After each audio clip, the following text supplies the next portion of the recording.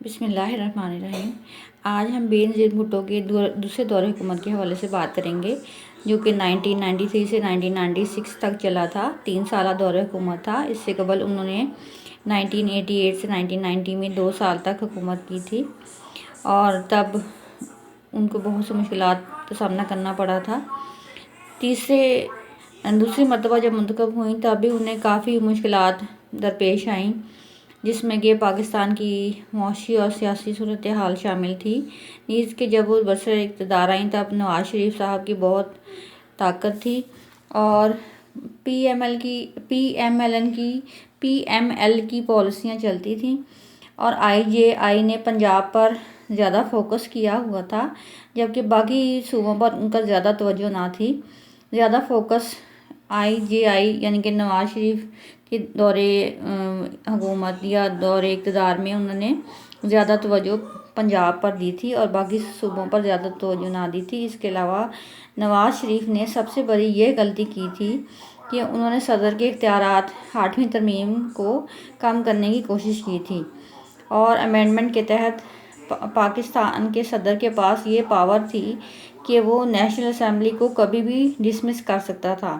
جب نواز شریف نے اس کو ختم کرنے کی کوشش کی تو صدر نے نواز شریف کو ڈیزالو کر دیا اور نواز شریف کی حکومت کو ڈیزالو کر دیا۔ پھر نواز شریف کی حکومت کے بعد پھر بینظیر حکومت میں آئی تھی، اور اس کے بعد 1993 میں الیکشن ہوئے، جس کے تحت PPP نے 86 سیٹیں حاصل کی تھیں، اور پہلی ٹرم میں 93 تھیں، اور اس کے علاوہ PML نے 73 سیٹیں حاصل کیں، جبکہ پہلی دفعہ میں انہوں نے 54 سیٹیں حاصل کی تھیں۔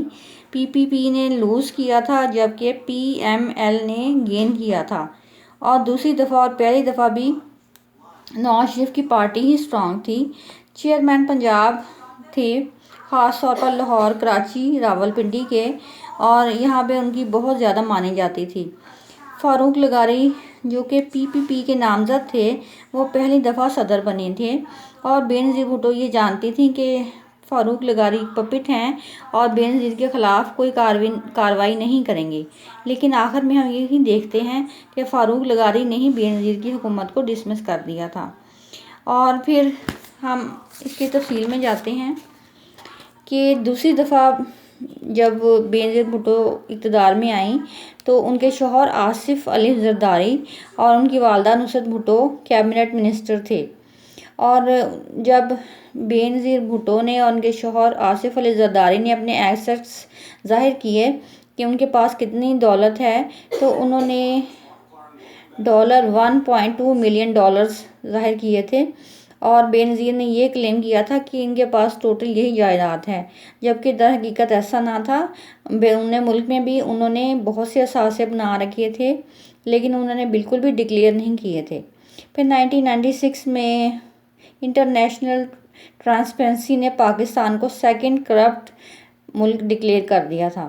3 سال میں بینظیر بھٹو نے 24 فارن ٹرپس کیے تھے، بیرون ملک گئی تھیں، اور 36 مہینوں میں انہوں نے 24 فارن ٹرپس کیے تھے، یعنی کہ وہ سال میں 8 بنتے ہیں۔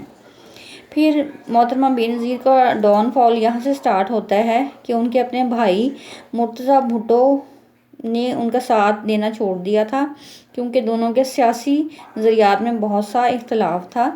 مرتضیٰ بھٹو بینظیر بھٹو کے چھوٹے بھائی تھے۔ انہوں نے افغان مہاجرین کا مسئلہ اٹھایا۔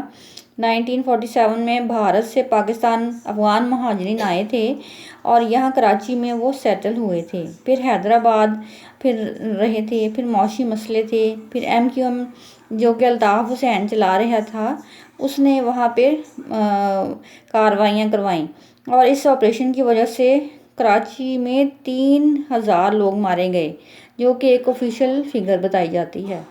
اور ان مسئلوں کو ایتھنک نہیں بلکہ اکنامک مانا جاتا ہے۔ جو افغانستان کا مسئلہ تھا، اس کو ہم ایتھنک مسئلہ نہیں کہیں گے بلکہ اکنامک کہیں گے۔ پھر بلو فاکس آپریشن ہوا تو اس میں بھی لوگوں کی جانیں گئیں۔ پھر 1995 میں مرتضیٰ بھٹو نے یہ کہا کہ PPP کی قیادت تو مجھے سنبھالنی چاہیے تھی، جبکہ میں ذوالفقار علی بھٹو کا بیٹا تھا، اور جانشین تھا، اس کی جگہ محترمہ بینظیر بھٹو نے پارٹی کی قیادت سنبھال لی، تو یہ مرتضیٰ بھٹو کو پسند نہ تھا، اور اس کی بنا پر انہوں نے 1995 میں اپنی الگ پارٹی بنا لی تھی کہ وہ محترمہ بینظیر بھٹو کی قیادت کو پسند نہیں کرتے تھے۔ پھر 20 دسمبر 1996 میں انہوں نے PPP شہید بھٹو کے نام سے ایک الگ پارٹی بنا لی، اور اس کے بعد ان کا قتل ہو گیا، اور ان کی والدہ نصرت بھٹو کا یہ ماننا تھا کہ اس قتل کے پیچھے محترمہ بینظیر بھٹو کے شوہر آصف علی زرداری کا ہاتھ ہے، اور اس لیے کہ اس مسئلے کو لے کر ماں اور بیٹی میں بہت تصادمات ہوئے، اور بھائیوں کے قتل اور ان کی موت کا صدمہ بھی سہنا پڑا۔ اس کے بعد ہم دیکھیں گے کہ محترمہ بینظیر بھٹو نے کس طرح سے معاشی معاملات کو حل کرنے کی کوشش کی۔ فائنانس کی ڈگری محترمہ بینظیر بھٹو کے پاس تھی، اس لیے انہوں نے فائنانس کے ڈپارٹمنٹ کو اپنے پاس رکھا۔ اس کے علاوہ اپنے والد کی نیشنلائزیشن اور سوشلائزیشن اکنامک کو وہ خود تنقید کرنے لگیں۔ انہوں نے اپنے والد کی ہی بعض پالیسیوں سے بھی انحراف کیا محترمہ بینظیر بھٹو نے، اور کہا کہ یہ پالیسیاں درست نہیں ہیں۔ یہاں مرتضیٰ بھٹو نے پھر اختلاف کیا تھا کہ جب وہ حیات تھے تو انہوں نے خود بھی یہ کہا تھا کہ محترمہ بینظیر بھٹو نے جو والد کی پالیسیوں پر تنقید یہ کی ہے تو یہ درست نہیں تھا، اور جتنے بھی ادارے نیشنلائز کیے گئے تھے ان کو محترمہ بینظیر بھٹو پرائیویٹائزیشن کی طرف لے کر جانا چاہتی تھیں، لیکن اصل میں ایسا نہ ہو سکا تھا کیونکہ بہت سے مسئلے درپیش تھے اور عملی طور پر اقدام اٹھایا نہ جا سکتا تھا۔ پھر USD میں روپیز فال فرام 21 to 30، روپے کی قدر بھی بہت گری تھی۔ پھر سینکشن UN، اگر ایڈ ملتی بھی تھی امریکہ سے تو امریکہ اس بنا پر چندہ دینے کے لیے حامی تھا کہ اس ملک کے پاس کوئی بھی نیوکلیئر پاور نہ ہو، لیکن پاکستان چونکہ ایک نیوکلیئر پاور تھا، اس وجہ سے بھی پاکستان کو ایڈ نہ ملتی تھی، اور پاکستان کے قومی ادارے کا کام نہ چل سکتا تھا کیونکہ کوئی بھی بیرونی ملک انہیں چندہ دینے کے لیے تیار نہ تھا۔ اور اس کے علاوہ باہر سے لوگ پاکستان میں پیسے انویسٹ کرنے سے بھی ڈرتے تھے کہ کل کو اسٹیٹ اگر نیشنلائز کر سکتی ہے تو یہ سیٹ بیک ہے انڈسٹری کو اور لوگوں کا پیسہ ڈوب سکتا تھا۔ اس وجہ سے لوگ پاکستان میں سیاحت کے لیے آتے تھے تو اپنا پیسہ انویسٹ نہ کرتے تھے۔ پھر 27 اکتوبر 1996 کو سب سے پہلے جماعت اسلامی نے محترمہ بینظیر بھٹو کے خلاف پروٹیسٹ کرنا شروع کر دیا۔ اگرچہ جماعت اسلامی تو شروع سے ہی محترمہ بینظیر بھٹو کے خلاف تھی، کیونکہ اسلام کے مطابق کسی بھی عورت کو حکومت نہیں دی جا سکتی، اسلام کی روح سے عورت حاکم نہیں بن سکتی، لیکن چونکہ وہ ایک اسلامی جمہوریہ ملک کی منتخب وزیر اعظم تھیں، چنانچہ انہوں نے 3 سال اقتدار کیا اور اپنی مرضی سے تمام احکامات جاری کیے، لیکن پھر جماعت اسلامی نے عورت کی حکومت کے خلاف احتجاج کرنا شروع کر دیا۔ پھر 9 نومبر 1996 کو ہینڈ پکڈ فاروق لغاری نے ان کو ڈسمس کر دیا۔ اگرچہ فاروق لغاری کو محترمہ بینظیر بھٹو نے خود ہی اپوائنٹ کیا تھا، لیکن فاروق لغاری نے بھی ان کو مسترد کر دیا۔ 8ویں ترمیم اور کرپشن وغیرہ کے چارجز بھی شامل تھے۔ پھر سپریم کورٹ میں اس فیصلے کو چیلنج کیا محترمہ بینظیر بھٹو نے، تو 6-1 کا تناسب تھا کہ صرف ایک جج نے محترمہ بینظیر بھٹو کے حق میں فیصلہ دیا، جبکہ 6 ججوں نے فاروق لغاری کے حق میں فیصلہ دیا کہ انہوں نے یہ اقدام ٹھیک کیا ہے کہ محترمہ بینظیر کی حکومت ڈسمس کی ہے۔ پھر 1998 میں چاغی کے مقام پر ایکسپیریمنٹ کیے گئے کہ اس طرح پاکستان نیوکلیئر پاور بنا تھا، اور انڈیا کے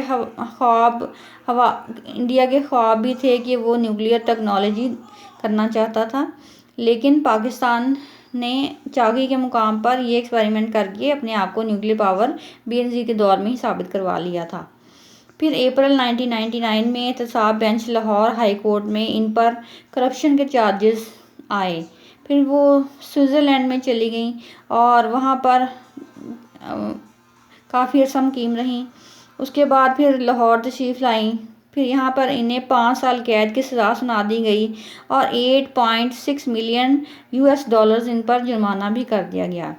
پھر ان کے دور میں وہ چونکہ یہاں پہ حکمران اور ملک میں کام کر رہے تھے، اس وجہ سے وہ سیاست نہ کر پائیں اور بیرون ملک تشریف لے گئیں اور 8 سال دبئی میں رہیں۔ پھر پرویز مشرف نے یہ 2008 میں الیکشن کروانا تھا اور انہوں نے 2007 میں پرویز مشرف نے اعلان کروایا تھا کہ 2008 میں ملک میں عام الیکشن کروائے جائیں گے۔ اس غرض سے محترمہ بینظیر بھٹو الیکشن میں حصہ لینے کے لیے اکتوبر 2007 کو پاکستان لوٹ آئیں اور 27 دسمبر 2007 کو راول پنڈی میں ایک خودکش دھماکے میں بینظیر بھٹو جاں بحق ہو گئیں۔ محترمہ بینظیر بھٹو کی سیاسی زندگی سے ہم یہ سبق حاصل کرتے ہیں کہ خواتین کو کسی بھی میدان میں پیچھے نہ رہنا چاہیے، اپنے آپ کو کم تر انسان نہ سمجھنا چاہیے بلکہ مردوں کے شانہ بشانہ کام کرنا چاہیے۔ آصف علی زرداری تو محترمہ بینظیر کی زندگی میں ویل چیئر پر تھے اور کافی عرصہ 12 سال تک جیل کاٹ کے آئے تھے، لیکن محترمہ بینظیر بھٹو کی شہادت کے فوراً بعد آصف علی زرداری روبروئے صحت ہو گئے اور انہوں نے ملک پر 5 سال تک صدر کی حیثیت سے کام کیا تھا۔ محترمہ بینظیر بھٹو نے اپنے سیاسی کیریئر میں کبھی بھی کوئی ایسا ذاتی فعل سرانجام نہیں دیا جس سے کہ عورتوں کے دامن پر داغ لگ سکے یا عورتیں یہ کہیں کہ عورتوں کی نمائندگی کی وجہ سے ہم بری بنی ہیں۔ ایسا بالکل نہیں ہے۔ محترمہ بینظیر بھٹو نے ہر پلیٹ فارم پر کشمیر کے حوالے سے بات کی، افغانستان کے مہاجرین کو سیٹ کرانے کی کوشش کی، معاشی اور سیاسی اصلاحات کی اور قوم کی یہ بیٹی قتل کر دی گئی جبکہ آج تک اس کے قاتلوں کا سراغ نہیں مل سکا۔ ہم اللہ تعالیٰ سے دعا کرتے ہیں کہ ہر بیٹی اپنا مستقبل روشن لے کر آئے اور اللہ تعالیٰ پاکستان کی بیٹیوں کا مستقبل محفوظ فرما دے۔ شکریہ۔ وآخر دعوانا ان الحمدللہ رب العالمین۔